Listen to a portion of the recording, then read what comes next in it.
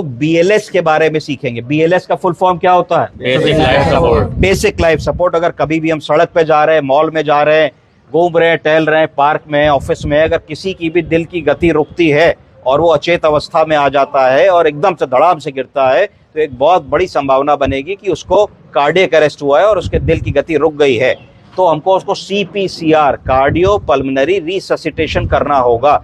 इसको समझने के लिए 5 स्टेप्स हैं। पहला स्टेप क्या है? Scene safety. Scene safety. कि अगर मान लीजिए व्यक्ति वॉशरूम में कोलैप्स करे हैं, कुर्सी पे बैठे कोलैप्स करे हैं, तो एक समतल जगह पे उनको लिटा लेंगे। अगर कॉलर टाई लगाई है तो उसको खोल लेंगे, बटन अनबटन कर लेंगे, जूता उतार देंगे, सीन सेफ्टी क्रिएट कर लेंगे। ये सारा काम 6 सेकंड के अंदर करना है। दूसरा बताइए? Check response. Check response. हमें मरीज को जगाना है, भैया उठो, क्या हो गया, उठो उठो, क्या बात है, क्यों नहीं बोल रहे हो, ये करना है। तो चेक रिस्पॉन्स। अगर मान लीजिए आदमी की शुगर कम है, चक्कर आ गया, बेहोशी आ गई, डिहाइड्रेशन हो गया, एकदम से BP ड्रॉप कर गया, कोई ऐसी चीज होगी तो आदमी जग जाएगा, तो हमारी क्राइसिस की सिचुएशन से हम उसी समय बाहर आ गए। तीसरा बताइए? Call for help. अगर हमें लगा कि मरीज हमारा किसी भी तरीके से रिस्पॉन्स नहीं कर रहा है, तो तुरंत हम लोगों ने जो है फोन पे या किसी भी तरीके से, अगर आप अस्पताल में हैं तो आपने कोड अनाउंस किया, अगर आप मॉल में या कहीं है तो लोग होंगे भाई मदद के लिए आ जाओ, तो सबसे पहले मदद के लिए लोगों को बुला लिया और 112 डायल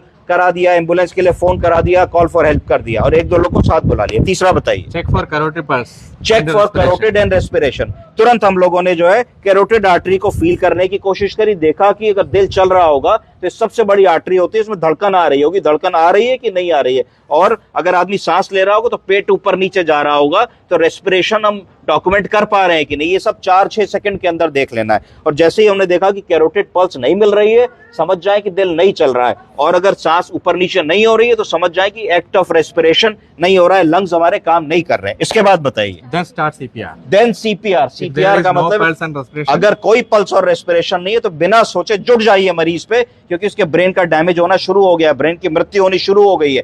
CPR करना है, कार्डियो पल्मोनरी रिससिटेशन। तो कार्डियो पल्मोनरी रिससिटेशन कैसे होता है? हम लोगों को स्टर्नम के ऊपर ऐसे करके घुटनों से बैठ जाना और 1 2 3 4 5 6 7 8 9 10 11 12 13 14 15 16 2 बार कीजिए।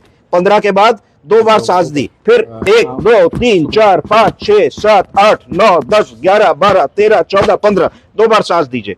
इस तरीके से हमको करना है। तो हमको हर मिनट पे 100 से 120 कंप्रेशंस देने हैं, यानी कि हर 15 सेकंड पे 30 बार कंप्रेशन चाहिए चेस्ट को। उसके बाद 2 बार हम इससे एम्बू बैग से सांस दे देंगे, 2 बार सांस दे देंगे। तो इससे क्या होगा, जब हम सांस देंगे उतनी देर CPR हमें रोकना है, क्योंकि जब हम सांस दे रहे हैं तो लंग में हवा भर रही है, हवा के साथ ऑक्सीजन जा रही है, और जब हम CPCR कर रहे हैं तो हार्ट उस ऑक्सीजनेटेड ब्लड को पूरी बॉडी में और ब्रेन में भेज रहा है, जिससे ब्रेन की डेथ ना हो। तो ये सारा कार्यक्रम हमको करते रहना है 2 मिनट तक। अगर 2 मिनट के अंदर भी हमारा जो मरीज है उसकी कोई कैरोटिड पल्स नहीं आती, कोई रिस्पांस नहीं आता, क्योंकि हर जगह मॉनिटर नहीं होगा, तो फिर हम लोगों को इस कार्य को कंटिन्यू रखना है अगले 5 मिनट तक और उसको चेक करना है, और 45 मिनट तक कुल CPCR हमको देना है अगर हम सड़क पे इस कार्यक्रम को कर रहे हैं या पार्क में कर रहे हैं। अगर हम हॉस्पिटल में कर रहे हैं और 2-3 मिनट के अंदर CPR के बाद कोई पल्स नहीं आती है, तो कार्डियो वर्जन या डिफिब्रिलेटर का प्रयोग करना है,